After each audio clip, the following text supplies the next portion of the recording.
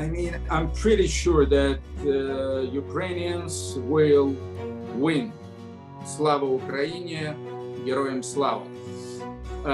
Ukrainians will win because they are 200% motivated.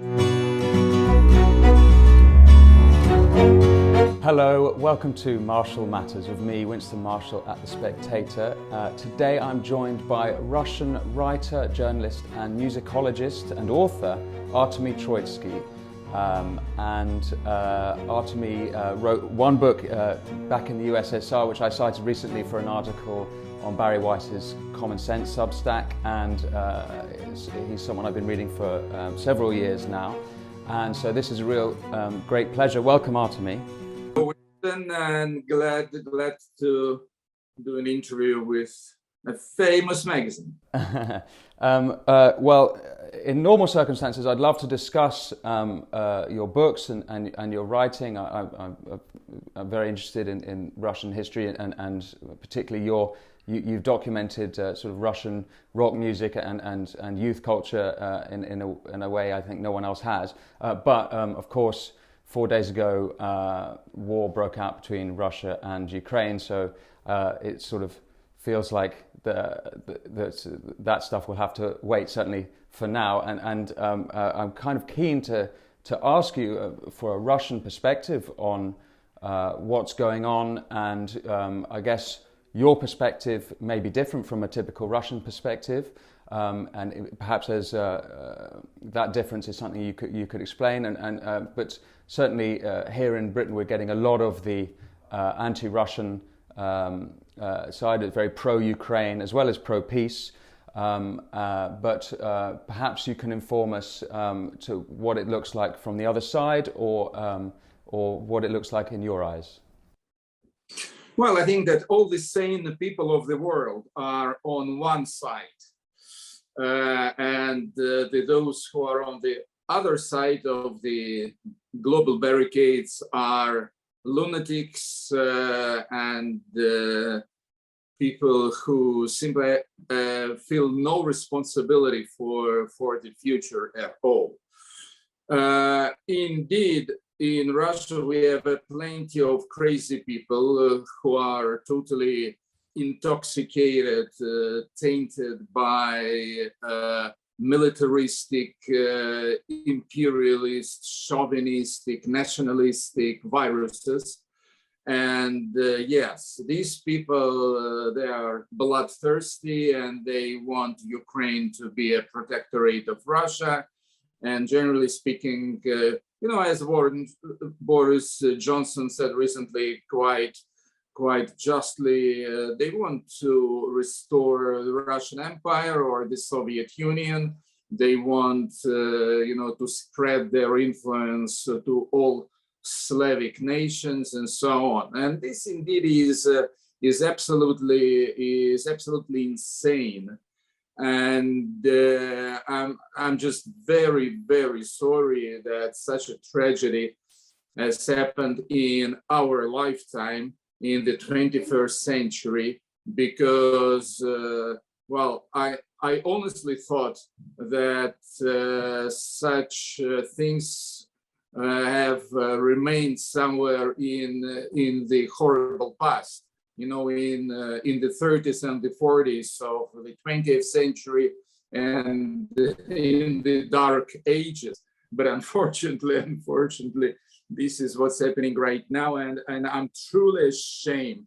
I'm very ashamed of all these. And of course, I think that everyone understands that Putin is not Russia. Putin is a crazy dictator, aggressive and ruthless.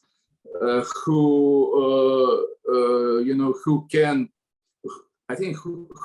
already put Russia on the brink of confrontation with the whole rest of the world, and this is not the ideology that all Russians share. The sociological polls, they show a rather grim picture. I mean, just before the Russian invasion to the Ukraine, CNN, the American TV company, they've conducted a poll in Russia, which showed the following results. 50%, well, half of the Russians, they do support, Putin's attitude towards Ukraine. 25% strongly oppose it, and another 25% kind of don't care about it. And indeed, this is a very gloomy picture. I mean, I didn't expect that so many Russians would support this insanity. But the sad fact is that this is approximately so. I think this number will decrease very soon.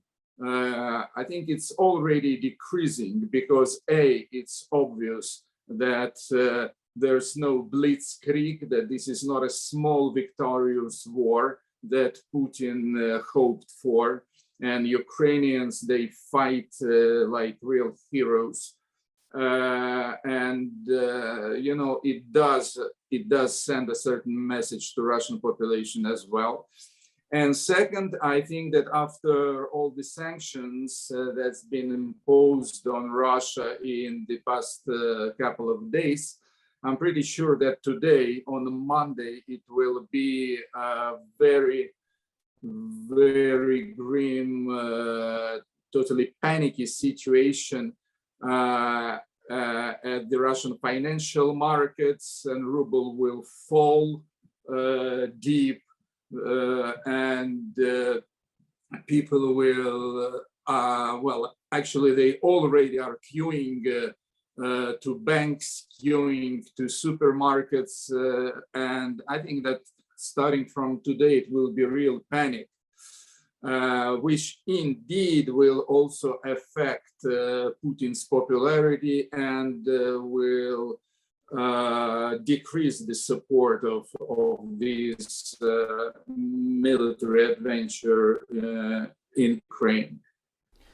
So if 50% of Russians now, as you cite that CNN poll, do support Putin's behavior and actions, what about it is it that they support? Do they agree? In his speech last week, he talks about his grievances with NATO, with the Minsk Accords, and do they agree with that side of things? And what about it is resonating, or is there? Why is it so? Because 50% is that would be very popular pro-war for any nation. So what is the mindset of those people who support Putin now? Well, I think it's a combination of various factors, both very traditional, because a lot of Russians, they do believe in the Russia, and a lot of Russians are hugely nostalgic for the Soviet Union. And they want their country to be and to feel like a superpower, as a superpower that the rest of the world is afraid of and have a kind of slavish respect for. So this is, I think it's something like a psychic complex or whatever, but a lot of people in Russia, they suffer from that. It's one thing, and another thing indeed is the propaganda, which worked for many years, trying to convince Russians that Ukrainians are Nazis, that Ukrainians and NATO and Americans, and more recently there was a new label for enemies, Anglo-Saxons. Russian propaganda, they try to kind of separate Europe, the Germans, the French, the Italians, who are, of course, very weak and kind of miserable, but they are not so bad. But then there are Anglo-Saxons, Americans and Brits, who are the hardcore. enemies of the Russian nation. And this propaganda, indeed, if you see it on TV screen every bloody day of your life, then indeed, something starts to happen in your brains, even if you are not very stupid. So a combination of old complexes and old traumas, like indeed Russia was defeated in the Cold War, and this was not such a long time ago. So a combination of all these has affected the Russian psyche. Yeah, it's a very sad story, and I think it will take some time to cure this mental illness. Yeah, in one of your chapters in Subcultura, you write about the 2014 Ukraine war and the conflict in 2014, and you sort of write despairingly that there was no anti-war movement at that time in Russia. On the contrary, there was more of a pro-war, and you had extremist factions who wanted to support the conflict at that time. So, is there?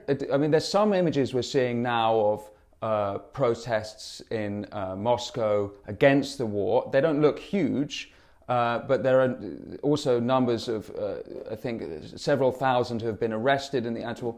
What does it look like to resist in Russia today? Is there more resistance now than there was in 2014? What do people risk by speaking out on this issue and generally on Putin, for those who are not supportive? Okay, well, there are several points. Point number one, and it's a very sad story. The organized resistance, the organized opposition in Russia has been almost totally destroyed by Putin's forces. You know that Alexei Navalny and others are in the jail. Those who are not in jail were forced to escape from the country, like me. Well, I wouldn't say that I was forced. I fled Russia in 2014, before, the real horror started. But a lot of people were forced to leave the country. And this, of course, makes the resistance, makes the opposition to Putin's regime very kind of disorganized and chaotic. Another thing is that the regime is really kind of, how do you call it, is tightening the screws. They're tightening the screws. I mean, I was a participant in many anti-establishment rallies in 2010, in 2011, 2012. I was speaking there at these huge manifestations in Bolotnaya Square, in Sakharov Avenue, and so on. And then it was massive. Then, of course, some things have happened. In 2014, Putin has made some success with his ratings and his increased his support with this stealing of Crimean Peninsula. Well, I think it was a matter of pure unlawful robbery. It just annexed a big piece of another country. But unfortunately, very, very many Russians, they've perceived it as, the small victorious war, as Russia's triumph, as Russia is reclaiming its past glories, and so on. So the whole anti-Putin movement went downhill for some time. Then we've had more protests in 2018 and 2019. And then the authorities, they started, really to behave like fascists. I think that Russia, generally speaking, I think all people in the UK and elsewhere must understand that Russia right now is a true, full-time, full-scale, bona fide fascist country. It is a fascist country, and no question about it. And the Russian version of the contemporary Russian version of fascism is much harder than the one of Franco or Salazar, because just like Hitler and Stalin, Putin's fascism is also very much about expansion, about aggression outside of the country. It's not just oppressing local opposition and keeping dictatorships safe. It's also about outer interventions, just like the 30s, Hitler and Stalin. And this is scary. This is really scary, and everyone must understand this. And indeed, in a fascist country now, it is very dangerous to speak out against the regime. Very dangerous to go out in the streets with anti-government slogans. And I really think that all those people in Russia, and there are thousands of them, who protest against the war with Ukraine right now, they're very brave. They're very brave. It's a great adventure for those who look for freedom and who long for human dignity and political democracy. I mean, testament to your description of modern day Russia being fascist is that, and you describe in your book Back in the USSR, how you yourself were blacklisted in the Soviet Union for writing at that time, but it wasn't until Putin's era that you felt like you had to flee your country. And that's pretty shocking. And I know you're very outspoken on Putin, and is that something that you are free to do because you're not in Russia, or were you outspoken against him whilst you were still there? What has that changed?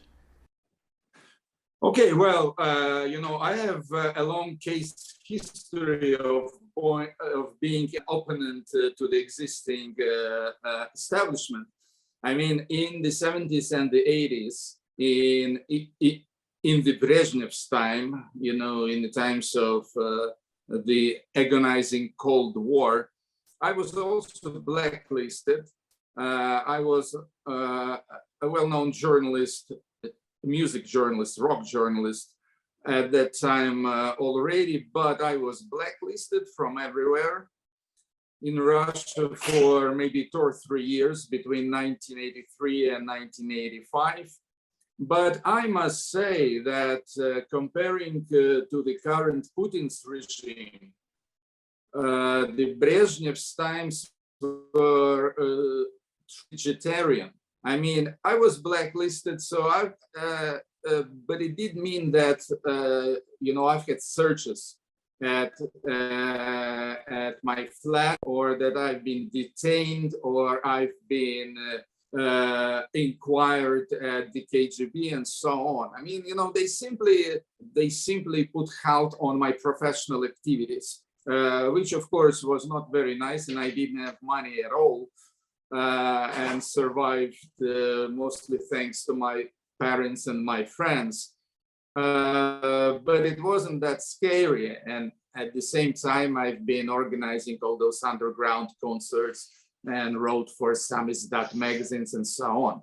So I do remember these times, with great affection, because it was it was a real underground adventure.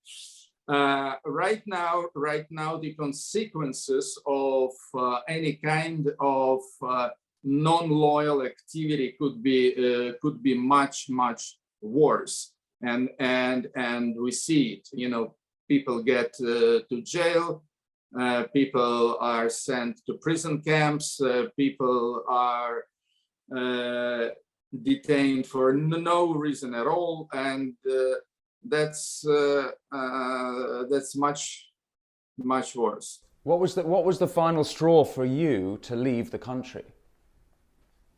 Well, I can tell you that the main motivation for us, for my whole family, to leave the country were my children, because in 2014, when all those things with the Crimea and Donbass started to happen, and militaristic and chauvinistic and imperialist propaganda was everywhere, me and my wife, we both thought that this is not, the kind of atmosphere, this is not, the paradigm where we would like our children to live.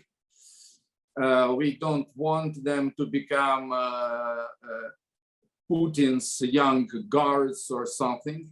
We don't want them to be brainwashed at school and even at the kindergarten. I mean, for me, it was really shocking when Lydia, our youngest daughter, once came home from kindergarten and started to tell us something about Ukrainian fascists who want to invade Russia. And we asked her, where did you hear this rubbish? And she said, well, our teacher, our lady at the kindergarten, she told us so. And I thought that, this is definitely not the way we wanted. So this was the main reason, because if I was alone, I could stay in Russia and fight there. And well, thank God I've been doing this for many years when in the Soviet Union. But feeling responsible for our kids, we decided not to take risks and let them grow in a more safe, free, and stable circumstances.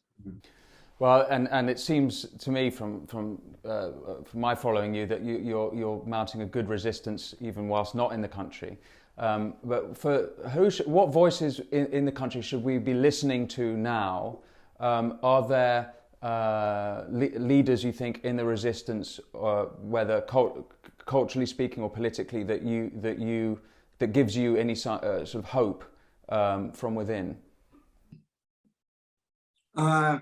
Well, there is one big political authority in Russian opposition, and this indeed is Alexei Navalny. And I fully support him. I think that he really is a very strong, charismatic, and good-willing guy. No matter how the propaganda wants to blackmouth him, he's a great person and a very strong and brave one. We have several other interesting and visible political figures in Russia, like Evgeny Roizman in Ekaterinburg or Ilya Yashin in Moscow, but there are not very many. A lot of politicians have, well, they've been forced to emigrate, and they are now everywhere, in Bulgaria, in Georgia, in Berlin, in Prague, and so on. Also in the Baltic states, like in Tallinn, in Estonia, where we live now, There's several political refugees as well. These are the political voices, but the problem with political voices is that they can't get united into one choir, because some are here, some are there, and many are simply behind bars, which makes it very difficult for them to act. Then there are cultural voices, and here I must say that we have huge advantage over Putin's supporters. I mean, those who support Putin are either kind of very dark and uneducated people, or there are some people, including some cultural figures, who simply have been bought. They've been corrupted by the regime. They make a lot of money, they have plenty of privileges, they do what they want, so they enjoy the same kind of posh lifestyle as the so-called Russian oligarchs and so on. These people are the propaganda mouthpieces for Putin. And here, I mean, such personalities like Nikita Mikhalkov, well-known film director, or Valery Gergiev, a classical conductor, and some other people, but not so many of them, luckily. I mean, if you look at Russian writers, Russian composers, Russian theater directors, and so on, then you see that, yes, film directors, then you can easily see that they are all opposing the regime, and it became absolutely obvious and very visible right now when there are dozens of letters against the war and proclamations against the war signed by many cultural authorities, scientific authorities, all kinds of humanitarian big shots of Russia. And this, of course, is very impressive, and this is one of the reasons for moderate optimism when considering the general situation. And how do you foresee things now going forward? What do you have a forecast, or do you have an idea of how this plays out over the coming days or beyond? Well, I've already failed with one of my forecasts. Which was? And therefore, I wouldn't like to exploit my Cassandra complex. I didn't believe that Putin will invade Ukraine, because among other things, Putin is a coward. He was always behaving very cowardly.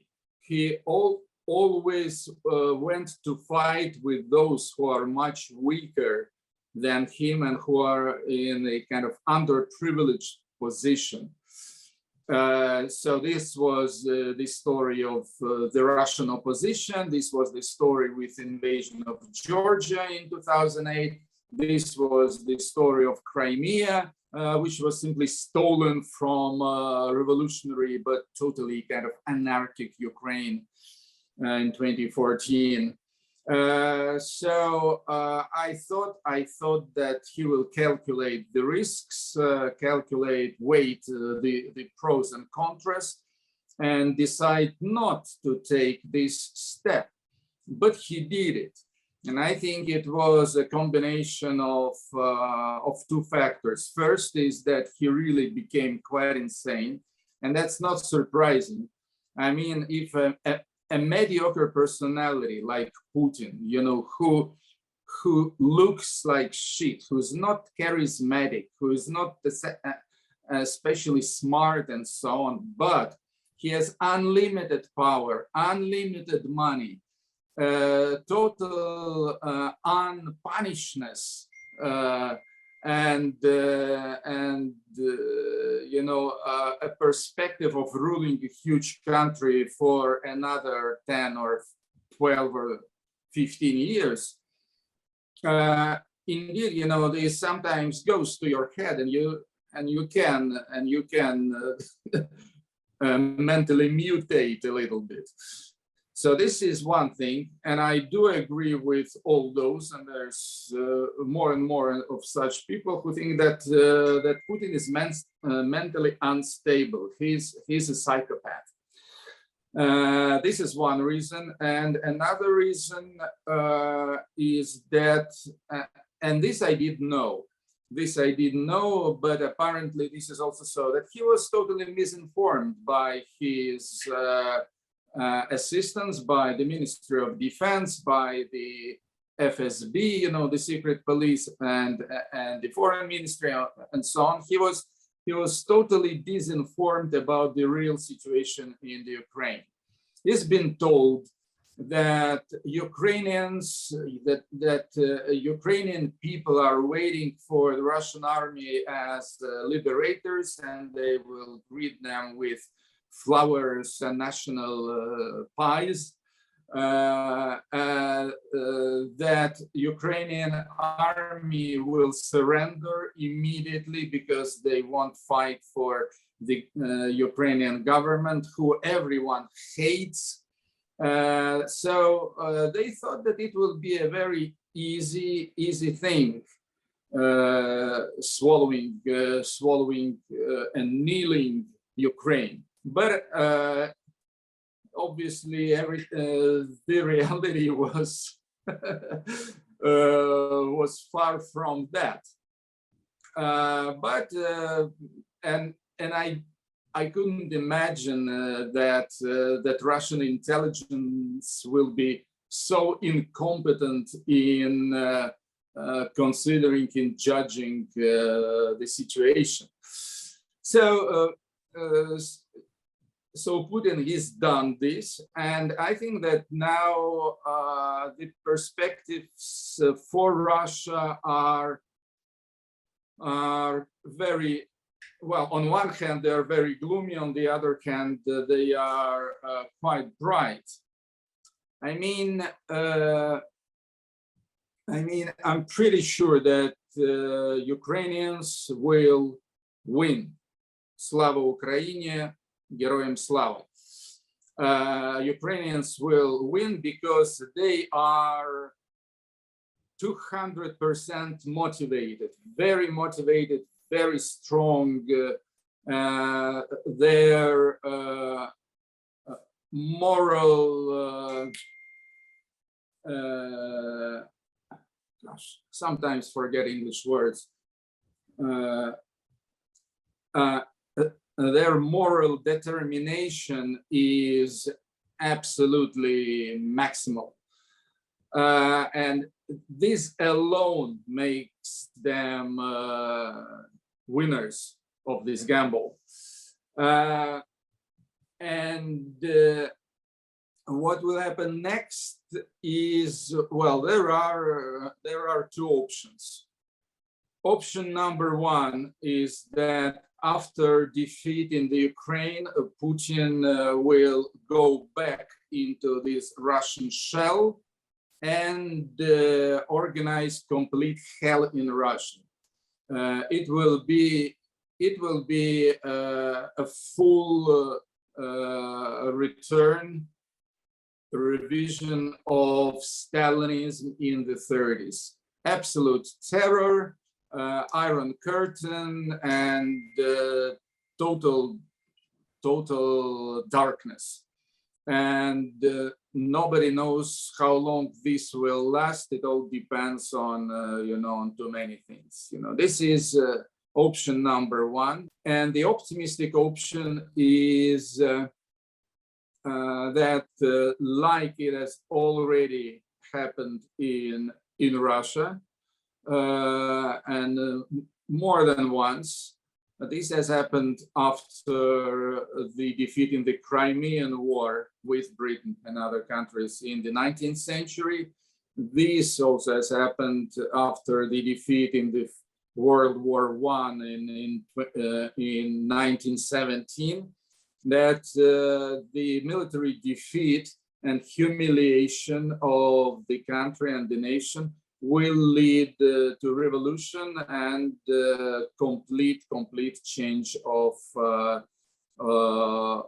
power in the country. This is also possible. Of course, it can happen in various ways. Not necessarily it will be a fully democratic revolution. It could be something else, but it will definitely mean end to Putin. And finishing Putin will be a huge gift for both Russia and the rest of the world, indeed. Do you think there's any angle where Putin gets what he wants on NATO, what he wants on the Minsk Accords, and there's a sort of in between for the two propositions you just made? Is there a sort of a negotiation in the middle at all, or a kind of compromise at all, or would you rule that out as a possibility? No, well, I think that the only good thing, the only useful thing that the world has learned from the current crisis, from the current war, is that there can be compromise with Vladimir Putin. Vladimir Putin is absolutely untrustworthy. He lies all the time.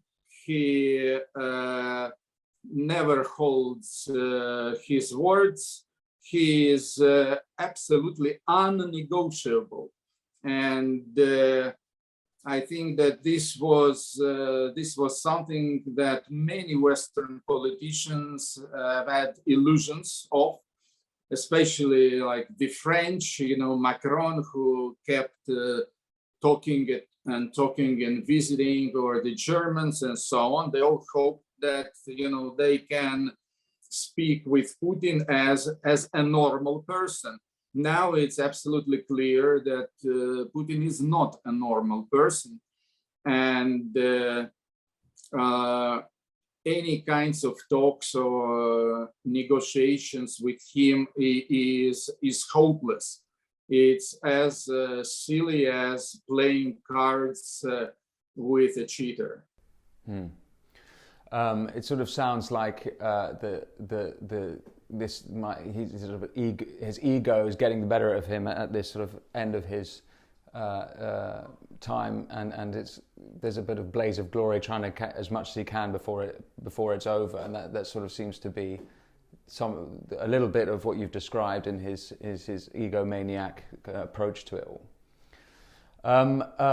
Well, thank you, Artemy, so much for your time. And it's been rather a gloomy conversation, understandably, because it's such a horrible time. But as I said before, I'm a great admirer of your writing, and certainly recommend Back in the USSR and Subcultura to viewers and listeners. But is there anything else we can look forward to from you? Any planned writings? Where can viewers and listeners follow you, find you? Well, I can tell you that I'm not planning any serious writing. I mean, I became a part-time political columnist and a part-time radio DJ. I have a weekly 1 hour long radio show on Radio Liberty, and I still love modern music, and I play a lot of it, including many new and very inspiring British bands. Like I think that the British rock and generally music scene now is very lively and interesting. I think there's some kind of renaissance. I like the bands like, say, Black Country, New Road, or Dry Cleaning. Lots of fantastic new young bands in the UK and elsewhere. So I feel very happy as a music observer and radio DJ. And it's a pity that a very good friend of mine, John Peel, hasn't lived up to these times. I'm sure that he also would be quite excited about the current state of the scene. So this is what I do now. But you know, books is big work that requires lots of free time and also lots of inspiration. And right now it's rather other things that inspire me, and they lay in the field of politics mostly. Yeah. Wonderful. Well, Artemy Troitsky, thank you so much for your time, and I'm sure the listeners will have been fascinated by that. Thank you. Yes, thank you. Goodbye all, and Slava Ukraini, glory to Ukraine. And you know, this is the victory sign made famous by Winston Churchill. We will win.